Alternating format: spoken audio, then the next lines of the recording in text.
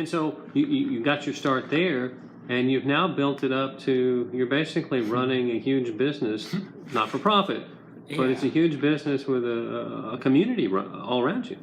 It has challenged me, and it does every day, maybe every hour, because I was trained to give anesthesia. To me, it's very simple. It's a complicated thing, but I learned how to do that. Shipping, organizing teams, caring for orphans and widows and water projects and container shipments, all that stuff I've learned along the way with good help. You know, it started here. You've even become a sanitation expert too, haven't you? I know a little bit about everything, you know, just a little bit. Yeah. Well, now tell us, give us some numbers, some hard facts. Where is your organization in Kenya as far as number of people, who you're helping, how many, things of that nature? Well, the most recent information is that we've treated way more than 100,000 patients, basically free of charge.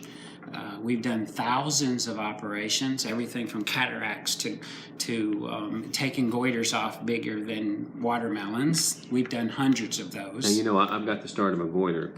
Can you help me prevent, or do I need to have that removed now?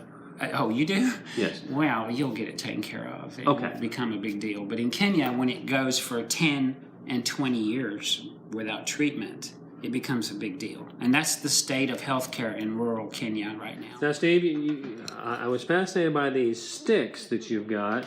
Look like they have holes burned in them. You know, I'm kind of a fire dude, as some people know. What is this? It's a softwood and a hardwood. You've seen it on National Geographic, but this is how they start a fire in Kenya, and I couldn't begin. I never did master this or even try it before this day. But Tiffany, can you hold the bottom there? you spin it like this, and you know most of the survivalists on TV, they act like they can do this, and they can't ever start a fire. But a Kenyan can start a fire with this. Steve, now I got to tell you, well, you know how we start a fire in Cullman? Yeah. Here. Big lighter. Technology. Yeah. Well, that's a good illustration of the differences in how you might live in an area like that and here. Well, might that not be symbolic of the challenge you're facing? You're trying to bring brick lighters to people who are using sticks to make a fire, so to speak? Yeah, actually we're bringing more than big lighters. We're bringing a lot of advanced surgical care and other things that it is a good illustration, but you know, we can do this. We're doing it. We're bringing modern technology to Kenya because people care. Yeah. People, they need help.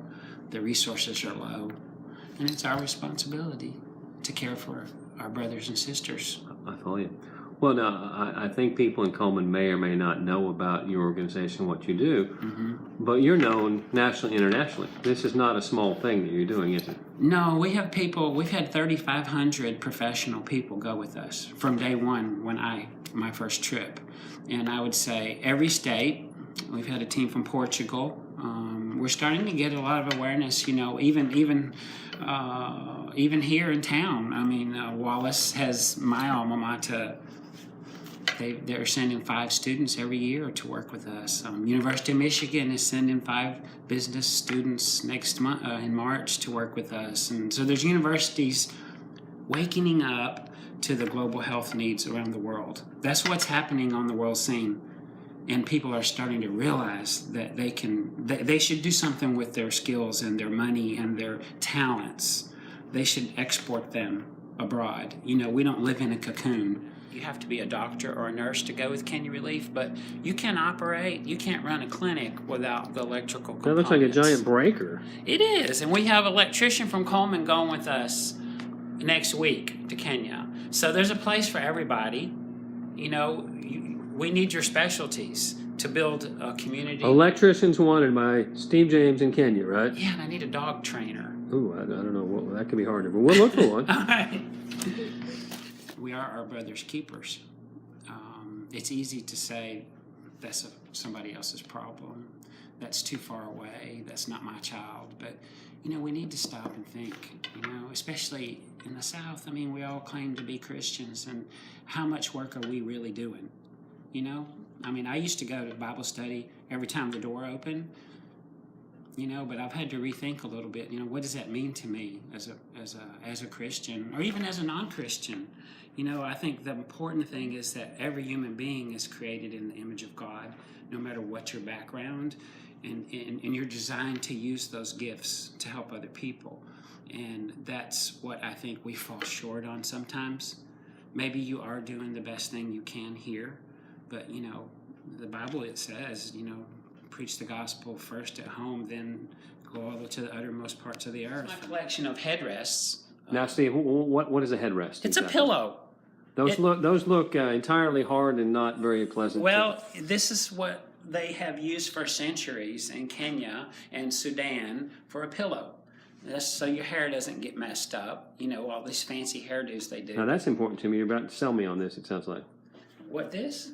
Yeah, because I have a fair amount of hair. Oh, yeah, you can take care of yourself with this, but I love these things. They're some of them are 100, 200 years old, but you can and they see, all look handcrafted. they're all handcrafted, yes, and it's just the differences in lifestyles. Well, Steve, you've accomplished a lot at this point, but at your core, you're a visionary. You're a very practical visionary. What's next for Kenya.org? What's next for Steve James? Where do you take it from here? We got big plans. It's like you better get on this ship and go with us, because we are changing the face of Kenya. We're doing that through caring for orphans. We have 175 orphans that we care for completely. We have a school now that's 3 years old with 570 students, 300 on the waiting list. They're dying to go to our school. We just need to build more. We have a hospital that we start construction on our first inpatient hospital beds January. So we've got lots of plans. There are 1 million people in that county, and they all are waiting on Kenya relief. Well, this doesn't just get created out of thin air, Steve. Where does the money come from to do this? Is that a secret, or can you tell me how the funds come in? No, I think there's no secret. If people tell me that they're amazed that we can raise $1 million in a year and spend it like we do without spending a lot of money. I think we're a grassroots organization that has been supported by friends, individuals that I've known, and that network has grown, and people now see that we are serious and that we use our money as wisely as a human being can use. So it comes from word of mouth. It comes from media sources like this. Over here is a section that is Brittany's little corner, my daughter's corner. That's your daughter, right? Yeah, that's Brittany. That's the summer. We were supposed to go to Kenya to meet Newton, and her mama says, "No way, you're going to Africa." So I went after her summer trip, and of course we started this in her memory. But this is her little corner. I love the book In His Steps, and that's a first edition copy there, and the whole story of how you treat a human being that's involved in that comes to you. Are you too busy and you turn them away? It's a fantastic story. We're a pastor. And I think that's analogous for like us as Christians, Southern evangelicals. We should be the first ones in line to care about people. And then that story, Brittany would have been the first one to meet that man that was poor. And so this is her little... No, Steve, I have to, I don't want to interrupt you, but I'm noticing some things that look like very primitive sandals.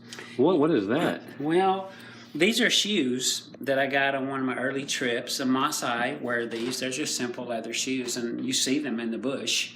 And I thought that's what Jesus would do. It was what he would be wearing, And so just the whole connection of, Mother Teresa is one of my favorite.